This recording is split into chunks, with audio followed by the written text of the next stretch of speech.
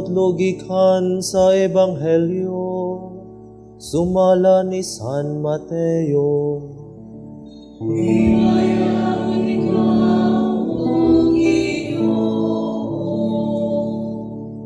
Nianang adlawa mibiya si Jesus sa balay ug miadto sa daplin sa lanaw ug milingkod siya didto aron pagtudlo. Daghan kaayo ang mga tawo nga mialirong kaniya. Ug tungod niini misakay siya sa usa ka sakayan ug milingkod, samtang ang mga tawo didto nagbarog sa lapyahan.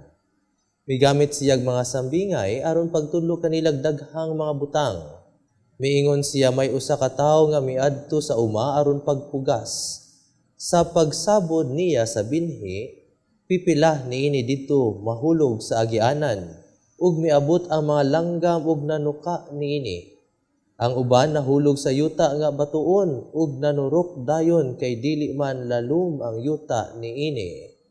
Apan pagsubang na sa adlaw, nalawos ang mga linghod nga tanom ug kay wala man makagamot pag-ayo, nangalaya dayon kini. Ang ubang mga binhi didto mahulog sa dapit sa mga sampinit, nanubo ang mga sampinit ug milumos sa mga tanom. Apan ang uban nahulog sa maayong yuta ug nanguhay. May nanguhay og taggatos, ang uban tagkan-uman ug ang uban tagkatluan. Ug miingon si Jesus, busa pamati kamo kung kamo dunay dalunggan.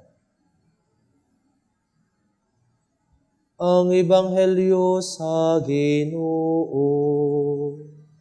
Daigul ikaw, O Kristo. Maigsoon ko ni Kristo, maayong Domingo, adlaw na Domingo kanatong tanan. Sa ato ang Ebanghelyo karon, nindot kayo ang ato ang angayang pamalandungan. Yes, somehow it is very common to us ang ato ang pagkabati o pagkadungog niining maong sambingay, no? Ang sambingay sa ang magpupugas. And commonly, we understand it diha sa kung unsa nato pagdawat sa Ebanghelyo, diha sa tagsa-tagsa nato kakasing-kasing. Kung kita ba, nahimo bang ang ato ang kasing-kasing ba sama ba sa usa ka yuta nga tambok kung diin makagamot, makatubo, makagamot gayud ang mga pulong sa Ebanghelyo. However, my dearly beloved in the Lord, it is also good to reflect, no? I have heard as well usa sa mga sharing ni Archbishop Socrates Villegas concerning sa kini nga maong sambingay. And iyahang gi-focus mga igsuon ko ni Kristo is about concerning sa kamot sa magpupugas, no? Kay ang kamot sa nagpugas, which is ang Ginoo, no, nga igsuon ko ni Kristo, iyahang gigunitan ang mga binhi. Unya after niya gigunitan, iyaha po ni siyang gibuhian, no? Ug kining mga binhi, my dearly beloved in the Lord, mo ni siyang mga nanubo. Reflecting that all of us as well, kitang tanan, naaman tayo mga gipang gunitan. Nindot kayo pamalandungan, mga igsuon ko ni Kristo, unsa man ang ato ang mga gipang gunitan.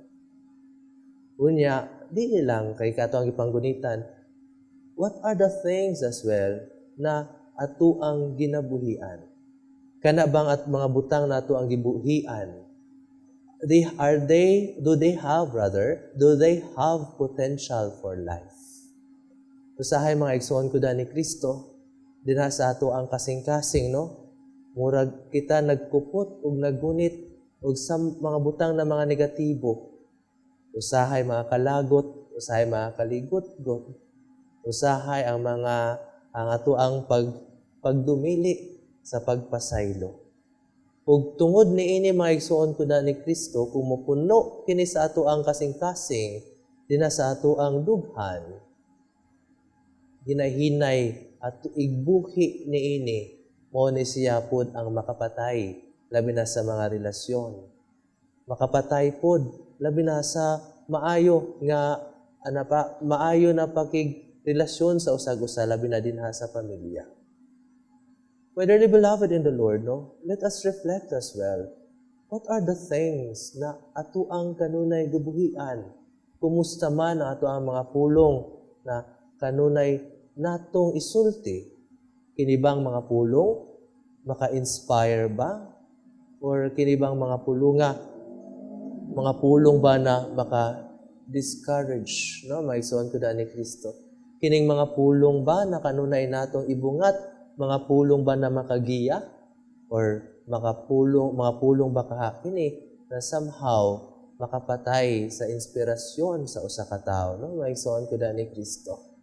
We have heard of the issues dinha sa ato ang komunidad. Makasubo, pamalandungan na ay mga bata pa gani kaayo, no? Grabe nagkalagot nga ilahang gikuptan na nakabuhi silang mga buhat na nakakos og kamatayon, no? Maigsoon ko daan ni Kristo. Diin manigikan unsa maning mga pulong na gitanom sa ilahang mga kasing-kasing o sa ilahang mga huna-huna. No, my dearly beloved in the Lord, that's why we should always be careful. We should always be conscious. Ay naot unta ato ang isulod ato ang kuptan sa ato ang kasing-kasing mga butang unta na makahatag og kinabuhi. Para inig kabuhi pod niini tinud-anay kining makabuhi. No, maigsoon ko daan ni Kristo. But this can never happen if first and foremost dili nato buhaton na sama sa tambok na yuta ang ato ang kaugalingon, ato ang kasing-kasing. Tambok na yuta sa pagdawat sa mga gisabod na mga maayong pagtulunan sa ato ang Ginoo aron kini muturok, mutubo ug diha maigsuon ko daan ni Kristo mamunga. Usa may bunga ang usa sa mga bunga niini kanang kinabuhi ba? Kinabuhi na nindot ug malipayon na kinabuhi. Kaya naman ang gigikanan niini ang Ginoo ug ang gigikanan man gud sa kinabuhi ug kalipay, no? Maigsuon ko daan ni Kristo. That is why in this Sunday, in this 15th Sunday in ordinary time, may we reflect sa mga butang na ato ang gibuhi, ato ang gipangkuptan ug ato ang potentially ato ang mabuhian. Hinaot unta maigsuon ko daan ni Kristo. Sa ako pang gikaingon, kini unta mga butang na tinud-anay na makahatag og inspirasyon, makahatag og kinabuhi. Hinaot unta. Amen.